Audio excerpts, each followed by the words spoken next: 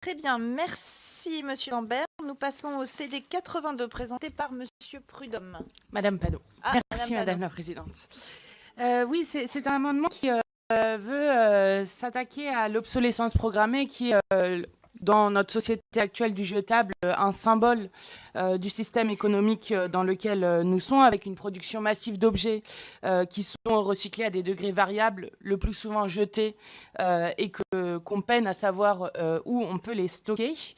Et si on sait que depuis 2015, il existe un délit d'obsolescence passible de 2 ans d'emprisonnement et de 300 000 € d'amende, nous proposons que plutôt que de taxer les gestionnaires de déchets, les citoyens aveuglément, nous proposons que sur les activités de réparation de produits, il y ait une TVA réduite ayant pour but de rallonger la durée de vie des produits et que nous arrêtions avec cette production massive d'objets et constante qui crée des déchets un peu partout sur cette planète.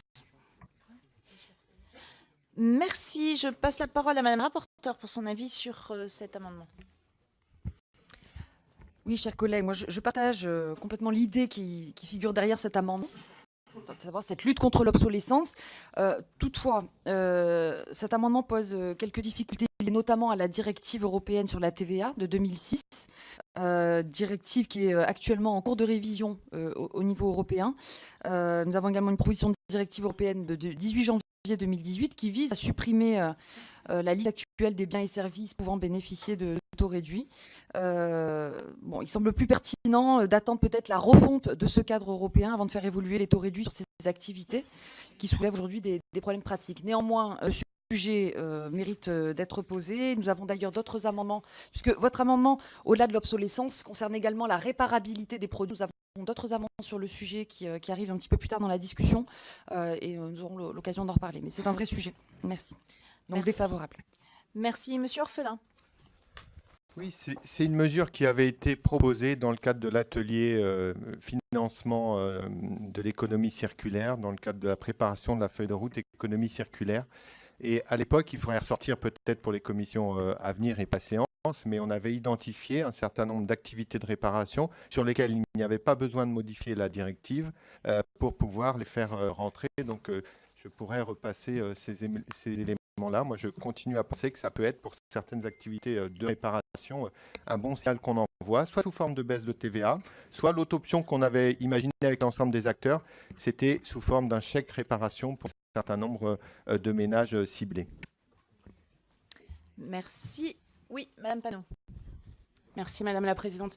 Oui, Madame la rapporteure, Mathieu Orphelin a déjà apporté quelques éléments, mais moi je ne peux pas me satisfaire d'une réponse qui est la réponse de dire nous attendons la directive européenne. Je pense que sur un sujet qui est un sujet extrêmement important et qui permet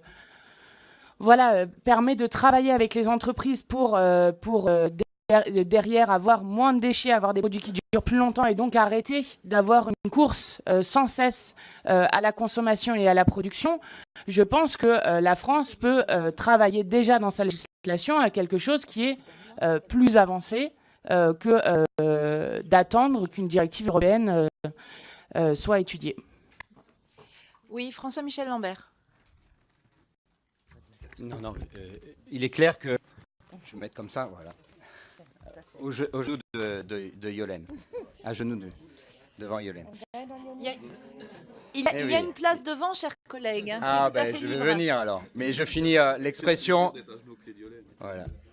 Il est clair qu'il y aura beaucoup d'amendements et de travail pour perforer ce qui aujourd'hui limite la capacité à allonger la durée de vie des produits dans une démarche évidemment d'économie circulaire, puisque quand vous allongez la durée de vie des produits, eh bien, vous avez besoin de moins prélever de ressources. Donc il y aura différentes réponses législatives, fiscales qui seront proposées.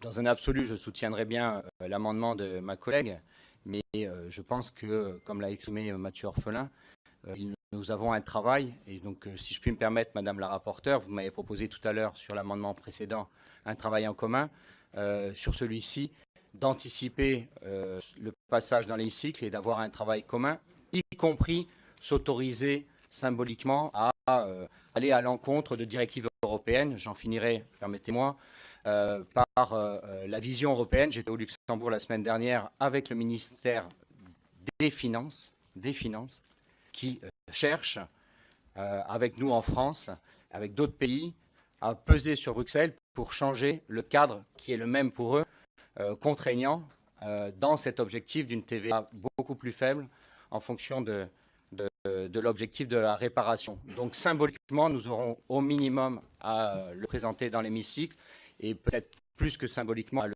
structurer, Madame la rapporteure, si vous êtes d'accord, pour travailler ensemble sur ce sujet. Madame la rapporteure. Oui, je suis évidemment d'accord pour travailler sur ces sujets avec vous dans la perspective de la séance. Néanmoins, donc, compte tenu de ce qui vient d'être dit, ce sera une demande de retrait, un avis défavorable en l'état actuel des choses. Mais je pense effectivement que nous avons à travailler collectivement sur ce sujet-là. D'ailleurs, au-delà finalement, et c'est ce que j'indiquais tout à l'heure, des activités de réparation elles-mêmes, c'est sur la réparabilité des produits manufacturés que nous devons travailler de manière plus globale et sur l'économie circulaire. Monsieur Prudhomme, pour finir sur cet amendement. Oui, pour répondre à Madame la rapporteure, alors posons le jalon tout de suite, votons cet amendement, ça n'empêche pas de le retravailler effectivement, mais au moins on prend acte en le votant qu'on est tous d'accord pour dire que ce sujet est essentiel et que la façon dont on l'aborde, en notamment privilégiant les entreprises qui vont travailler sur cet allongement de durée de vie, est la bonne méthode. Et donc on peut sous-amender, on peut retravailler, mais posons au moins des choses dès aujourd'hui. Merci. Merci. Je vais donc mettre aux voix cet amendement CD 82 présenté par Madame Panot, qui est pour.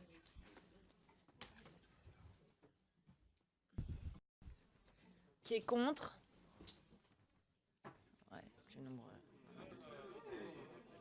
Levez bien les bras, que je puisse compter. Non, si, c'est beaucoup plus nombreux. Non, il n'est pas adopté. Nous passons